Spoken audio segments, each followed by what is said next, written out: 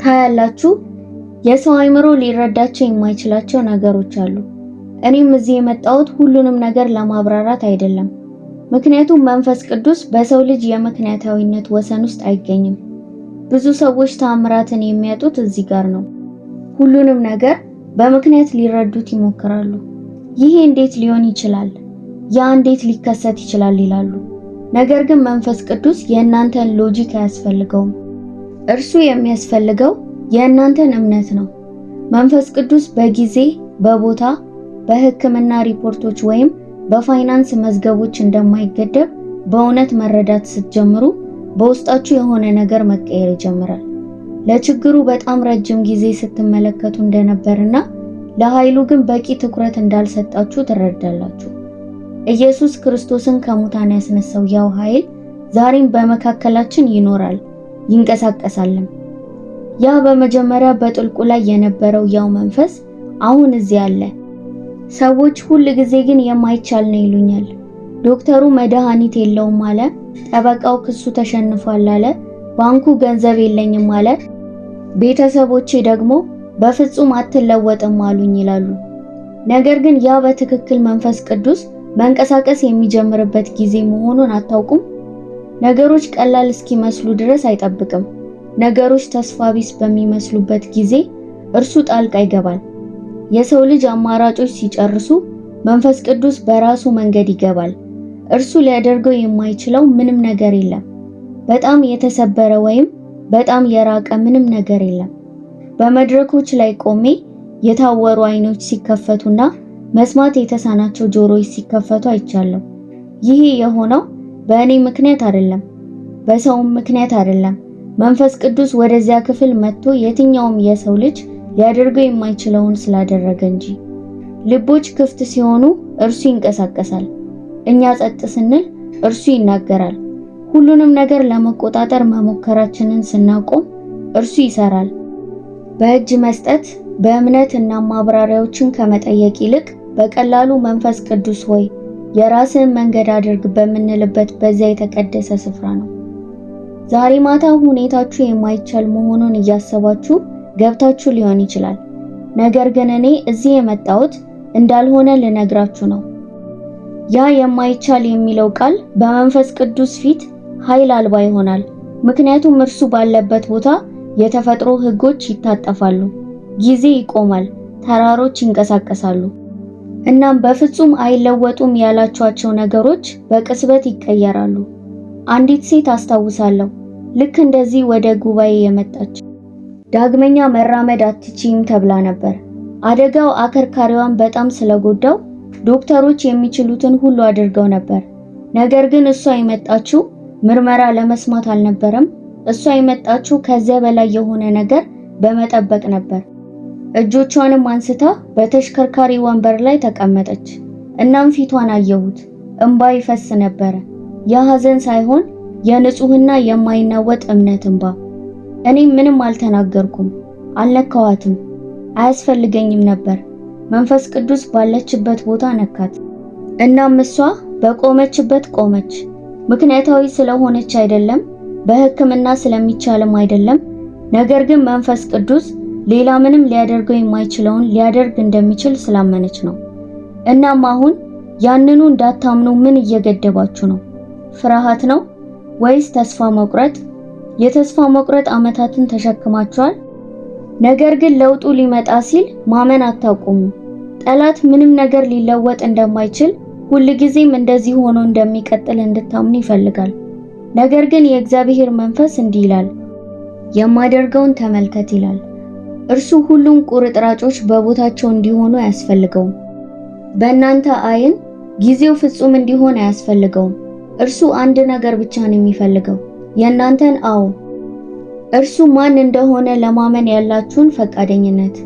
ሰው የማይችለውን ለማድረግ ኃይል እንዳለው ማመናችሁን በእርሱ ፊት የማይቻል የነበረው የሚቻል ይሆናል። አንዳንዴ አይደለም፣ አልፎ አልፎም አይደለም፣ ሁል ጊዜ ነው። የመንፈስ ቅዱስን ሥራ በእውነት መረዳት ስትጀምሩ ዋናው ነገር እናንተ ስለምታደርጉት ሳይሆን እርሱ ስለሚያደርገው መሆኑን ትረዳላችሁ። ለዓመታት በበሽታ እየታገላችሁ ሊሆን ይችላል። በትዳራችሁ ውስጥ ውጊያ እያደረጋችሁ ወይም ሊታለፍ የማይችል የሚመስል የፋይናንስ ቀውስ ውስጥ ሆናችሁ ይሆናል። የምታውቁትን ሁሉ ሞክራችሁ ይሆናል። በሙሉ ጥንካሬያችሁ፣ በሙሉ ፍላጎታችሁ ሞክራችሁ አሁንም ምንም የተለወጠ ነገር ላይኖር ይችላል። ነገር ግን ዛሬ ይህንን እንድትሰሙ ፈልጋለሁ። መዋጋቱን ስታቆሙ፣ ነገሮች በራሳቸው መንገድ እንዲሆኑ መሞከራችሁን ስታቆሙ፣ ያኔ ነው መንፈስ ቅዱስ መንቀሳቀስ የሚችለው። ሁሉንም ነገር ለቃችሁ እስክትሰጡ ድረስ የእግዚአብሔር ኃይል እናንተ ፈጽሞ ልታስቡት በማትችሉት መንገድ ሲሰራ ማየት አትጀምሩ። የራሳችንን እቅድና ሴራ በማውጠንጠን ስንጠመድ እርሱ አይመጣም። እርሱ የሚመጣው ከእንግዲህ ይህንን ማድረግ አልችልም፣ ጌታ ሆይ አንተ ታስፈልገኛለህ ለማለት ዝግጁ ስንሆን ነው። አምነሃለሁ ስንል በመጨረሻ ሸክማችንን በእግሩ ስር ስናስቀምጥ ያኔ እርሱ እኛ ፈጽሞ ባልጠበቅነው መንገድ መንቀሳቀስ ይጀምራል። በመጽሐፍ ቅዱስ ውስጥ የተመዘገቡት ታላላቅ ተአምራት ሁሉ የጀመሩት በአንድ ሰው እጅ መስጠት ነው። ያቺን 2 ሳንቲም የሰጠችውን መበለት አስቡ። ያላት እሱ ብቻ መሆኑን እያወቀች ያላትን ሁሉ ሰጠች። እግዚአብሔር ግን ልቧን አየ። መረባቸውን ትተው ወዴት እንደሚወስዳቸው ሳያውቁ ኢየሱስን የተከተሉትን ደቀ መዛሙር አስቡ። ሁሉንም መልሶች አላወቁም ነበር። ነገር ግን የእርሱን ፈቃድ ለመከተል የራሳቸውን ፈቃድ ሰጡ። ምን እንደተፈጠረም ተመልከቱ። መንፈስ ቅዱስ ዓለምን ለዘላለም በለወጠ መንገድ ተጠቀመባቸው። እጅ መስጠት ማለት እግዚአብሔር ላንተ ካለ እቅድ በላይ አንተ ለራስህ ልታስበው ከምትችለው በላይ ታላቅ መሆኑን አምነ መታመን ማለት ነው። በማይታይበት ጊዜ እንኳን እርሱ ከትዕይንቱ በስተጀርባ እየሰራ መሆኑን ማመን ማለት ነው። ቁጥጥርን መልቀቅ ከባድ እንደሆነ አውቃለሁ። በተለይ ለረጅም ጊዜ ስትታገል ከቆየ ቁጥጥርን መልቀቅ ከባድ ነው። ነገር ግን አጥብቀ በያዝክ ቁጥር ቅዱስ መንፈስ በሕይወት ውስጥ እንዳይንቀሳቀስ ረዘም ላለ ጊዜ ትከለክላለህ። እናም ይህንን ቃል እገባልሃለሁ፣ አንተ በሕይወት ዘመን ልፋት ልታደርገው ከምትችለው በላይ እርሱ በአንድ እጅ መስጠት ቅጽበት ውስጥ ሊያደርገው ይችላል። እጃችንን ስንሰጥ ትኩረታችንን ከችግሩ ላይ አንስተን መፍታት በሚችለው አካል ላይ እናደርጋለን። ተራራውን መመልከታችንን አቁመን ተራራውን ማንቀሳቀስ በሚችለው ላይ እናተኩራለን። በራሳችን ጥንካሬ ነገሮች እንዲሆኑ መሞከራችንን እናቆምና መንፈስ ቅዱስ እኛ ራሳችን መቼም ልናደርገው የማንችለውን እንዲያደርግ መፍቀድ እንጀምራለን።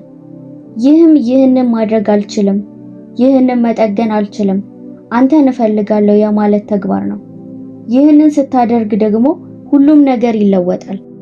ለሁሉም ነገር መልስ ላይኖር ይችላል።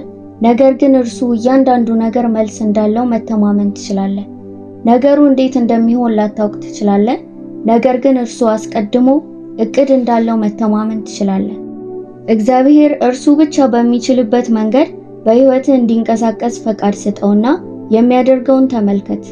ከመንፈስ ቅዱስ ጋር በተመላለስኩባቸው ዓመታት ሁሉ ደጋግሜ ያየሁት ነገር አለ። ሁልጊዜ በአድናቆት የሚሞላኝ ነገር። መንፈስ ቅዱስ ወደ አንድ ክፍል ሲገባ በዝምታ አይመጣም፣ በቸልተኝነት አይመጣም፣ በኃይል ነው የሚመጣው። እውነተኛ የሚዳሰስ ኃይል። እናም ያ ኃይል ሕይወትን ሲነካ የትኛውም ሰው፣ የትኛውም መድኃኒት፣ የትኛውም ጥረት ሊያደርገው የማይችለውን ያደርጋል። ቀንበሩን ይሰብራል፣ ሸክሙን ያጠፋል፣ ድብርትን ያስወግዳል። የመንፈስ ቅዱስ ቅባት ስሜት ብቻ አይደለም፣ ብርድ ማለት ወይም እንባ ብቻ አይደለም። እርሱ በአንድ ሰው ላይ የሚያርፍ የእግዚአብሔር ከተፈጥሮ በላይ የሆነ መገኘት ነው። እናም ለዓመታት የታሰረን ነገር ሲነካ ሰንሰለቶች ይበጣጠሳሉ፣ ዝም ብለው አይላሉ፣ ሙሉ በሙሉ ይወድቃሉ። ቅባቱ የሚያደርገው ይህንን ነው። ከእስራት ጋር እንድትለማመድ አይረዳህም፣ እስራቱን ያስወግደዋል እንጂ ህመሙን አያደነዝዘውም፣ ቁስሉን ይፈውሰዋል። ያለ መንፈስ ቅዱስ ንቁ ተሳትፎ በሕይወታችን አንድም ቅጽበት መኖር የማንችለው ሰዎች የዓመታት ስቃይን፣ የዓመታት ሱስን ተሸክመው ወደ አገልግሎት ሲገቡ አይቻለሁ። የዓመታት መገለል፣ የዓመታት ፍርሃት። ነገር ግን በአንድ ቅጽበት፣ በአንድ የመንፈስ ቅዱስ ንክኪ ሁሉም ነገር ይለወጣል። ይሄ ሰው ሊያደርገው የሚችለው ነገር አይደለም። የምክክር ወይም የጥረት ውጤት አይደለም። ይሄ በአንድ ሰው ላይ የሚያርፍ የመንፈስ ቅዱስ ቅባት ውጤት ነው። ሌላ ማንም ሊነካው የማይችለውን ያቃጥላል። ዶክተሮች ሊያክሙት አልቻሉም። ኪኒኖች ሊያድኑት አልቻሉም። ነገር ግን መንፈስ ቅዱስ ቻለ። ዛሬ ሌላ ማንም ሰው ሊያየው የማይችለውን ነገር ተሸክመ ሊሆን ይችላል። ለዓለም ፈገግ ትላለህ፣ ነገር ግን ልብ ከባድ ነው። ትጸልያለህ፣ ነገር ግን በውስጥ አሁንም ወደ ኋላ የሚጎትት ሰንሰለት አለ። ምናልባት ሱስ ሊሆን ይችላል። ምናልባት ጥልቅ ሐዘን ሊሆን ይችላል። ምናልባት መቼም ያልዳነ ቁስል ሊሆን ይችላል። ይህንን እንድትሰማ ፈልጋለሁ። የመንፈስ ቅዱስ ቅባት ያንን ቦታ ሊነካው ይችላል። ማንም የማያውቀውን ያንን ቦታ። እናም እርሱ ሲነካው እንደመጣህበት መንገድ አትመለስም። ነፃ ትሆናለህ። የእግዚአብሔር ኃይል በቤተ ክርስቲያን አገልግሎት ብቻ የተገደበ አይደለም። በመድረክ ላይ ብቻ የታጠረ አይደለም። መንፈስ ቅዱስ በቤትህ፣ በመኪና ውስጥ፣ በሆስፒታል፣ በመኝታ ቤት ውስጥ በዝምታ ሆነ በትራስ ላይ ስታለቅስና አምላኬ ሆይ ከእንግዲህ ይህንን መሸከም አልችልም ስትል ሊያገኘ ይችላል። ያኔ ነው እርሱ የሚመጣው። ያኔ ነው ሰብሮ የሚገባው። አንተ ራስህን እስክታጸዳ አይጠብቅም፣ እንድትጋብዘው ነው የሚጠብቅህ። እናም ሲመጣ በውሃ በፈውስ ይመጣል፣ በነፃነት ይመጣል። ሰዎች ለምን ስለ መንፈስ ቅዱስ ይህን ያህል ታወሪያለሽ ብለው ይጠይቁኛል። እኔም ያለ እርሱ ምንም መሆን ምን ማለት እንደሆነ ስለማውቅ ነው እላቸዋለሁ። ባዶ መሆን ምን እንደሚመስልና እርሱ ሲሞላኝ ምን እንደሚሰማኝ ያውቃለሁ። በብዙ ሕዝብ ፊት ቆሜ የራሴን ድካምና አቅም ማጣት ተሰምቶኝ ያውቃል። ከዚያም ድንገት እርሱ ሲመጣ ይሰማኛል። እናም እርሱ ሲመጣ ሊከሰት ለሚችለው ነገር ገደብ የለም። እጅ ከመስጠት በፊት ሁሉም ነገር ትርጉም እንዲሰጥ የምትጠብቅ ከሆነ ተአምራቱን ታጣለህ። መንፈስ ቅዱስ ሁሉንም ነገር እንድትረዳው አይጠይቅም። እርሱ እንደሚችል እንደሚያደርገውና አቅሙ እንዳለው እንድታምን ነው የሚጠይቅህ። እናም ዛሬ እነግርሃለሁ፣ እርሱ ከሚገባው በላይ ይችላል። ፈቃደኛም ነው። እርሱ ዝግጁ ነው። እዚህም አለ። ስትፈልጉት የነበረው የመንፈስ ቅዱስ ቅባት ነው። ሌላ እቅድ አይደለም፣ ሌላ ፕሮግራም አይደለም፣ ሌላ ራስን የመርሻ ሰልፍ ሄልፕ ቀመር አይደለም። እርሱ ሕያው የሆነ የሚተነፍስ እያንዳንዱን ሰንሰለት የሚበጥስ የሁሉን ቻይ አምላክ ቅዱስ ኃይል ነው። ሰዎች ሰላም እንዴት ሊሰማኝ ይችላል? ችግሮቼ ገና አልተፈቱም ብለው ይጠይቃሉ። መልሱ ቀላል ነው። ምክንያቱም ሰላም የችግሮች አለመኖር ሳይሆን የመንፈስ ቅዱስ መኖር ፕሬዘንስ ነው። እርሱ በዚያ ካለ ማዕበሉ ቢነሳም ሰላም ሊኖር ይችላል። እርሱ በዚያ ካለ ነገሮች እንዴት እንደሚሆኑ ባታውቅም እንኳን መረጋጋት ትችላለህ። በውጥረት ፋንታ መረጋጋትን ይሰጣል። በጭንቀት ፋንታ እምነትህን ይሰጣል። እርሱ ካንተ ጋር ለመሆን ይጓጓል። እርሱ ጥንካሬ ለመሆን ይፈልጋል። ነገር ግን እንዲረዳ ልትፈቅድለት ይገባል። መንፈስ ቅዱስ ሆይ ሕይወቴን ተቆጣጠር ልትለው ይገባል። ይህንን ስታደርግ ሸክሙ ከትከሻ ላይ ሲወርድ ይሰማሃል። እኔ በራሴ ምንም አይደለሁም። ይህንን ሁል ጊዜ እለዋለሁ። እኔ ባዶ ዕቃ ነኝ። እርሱ ነው የሚሞላኝ። እርሱ ነው የሚሰራው። እኔን የምታዩኝ የእግዚአብሔር ኃይል ሲሰራ ብቻ ነው። ካለ እርሱ እኔ ደካማ ነኝ። ነገር ግን በእርሱ ሁሉንም ነገር ማድረግ እችላለሁ። አንተም ብትሆን በራስህ ጥንካሬ ሳይሆን በእርሱ ኃይል ሁሉንም ማለፍ ትችላለህ። ዛሬ ሰንሰለትህ እንዲበጠስ ትፈልጋለህ? ዛሬ ሰላም እንዲኖርህ ትፈልጋለህ? እንግዲያውስ አሁኑኑ እጅህን ስጥ። ጌታ ሆይ፣ መንፈስ ቅዱስ ሆይ፣ ናና ሕይወቴን ቀይር በል። እርሱ የታመነ ነው ያደርገዋልም።